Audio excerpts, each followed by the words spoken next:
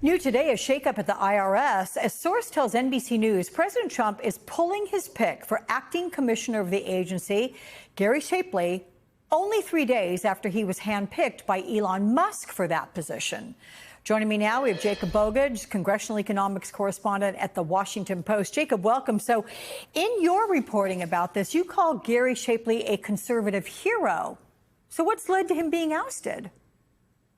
Yeah, Gary Shapley was the IRS whistleblower that testified in front of Congress about allegations that prosecutors were slow walking an investigation into Hunter Biden's taxes.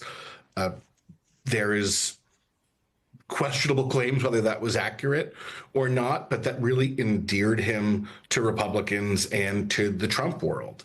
And he rose steadily. I mean, when Trump returned to office, a very rapid series of promotions that 3 days ago led to him being installed as acting IRS commissioner. And now he's got the rug pulled out from under him. Extraordinary. Can you bring us up to speed on the rift between Elon Musk and the Treasury Department? Elon Musk has had a lot of people inserted at the Treasury Department and especially at the IRS. And it's not just the quantity of people, it's the breadth of control that they have over the agency. At the IRS specifically, Gavin Kleiger was in charge of the massive layoffs that were going to hit like a quarter of the workforce. They were involved in getting rid of the direct file system, the free government-backed system to file your taxes online.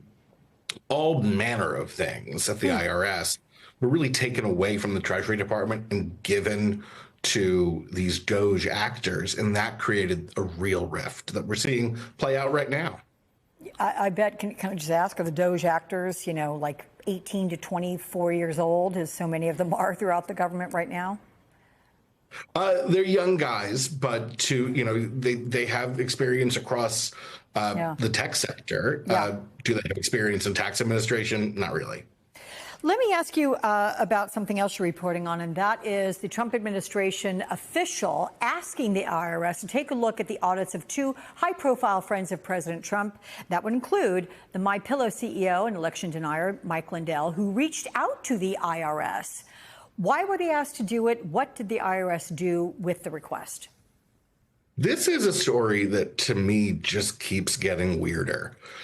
Mike Lindell, and I talked to him yesterday, has two problems with the IRS. One, there's an employee retention credit. That's like the Paycheck Protection Program type thing over COVID. He has a question about that. He doesn't like the way it's being assessed. The other, he spent $10 million trying to purchase a cure for COVID-19. It, of course, was not a cure.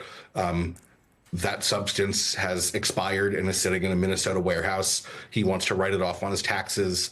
The IRS isn't sure is going to let him do that.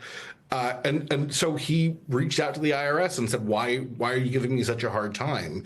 That got filtered to the Treasury Department, where a senior official there wrote to the IRS and said there is a high profile friend of the president who is being audited and thinks it's inappropriate. Can you review it? What that official has said about that is, well, I wasn't trying to influence the audit. I just wanted to flag it to people so they could send it to the inspector general and put it through the right channels. The right channel for that, when someone reaches out to the Treasury Department and says, can you help me with the tax audit, is just to say no. Can I ask you quickly how Lindell responded? He said it was a big misunderstanding, that he didn't want special treatment, that he never made a request for the Treasury Department to intervene on his behalf.